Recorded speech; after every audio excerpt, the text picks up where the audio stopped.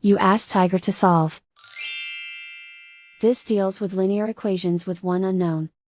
The final result is x equals 38. Let's solve it step by step.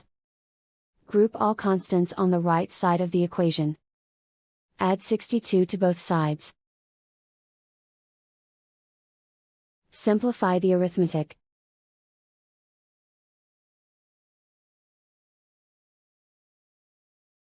Isolate the x. Divide both sides by 4. Simplify the fraction. Find the greatest common factor of the numerator and denominator. Factor out and cancel the greatest common factor. And so the final result is x equals 38.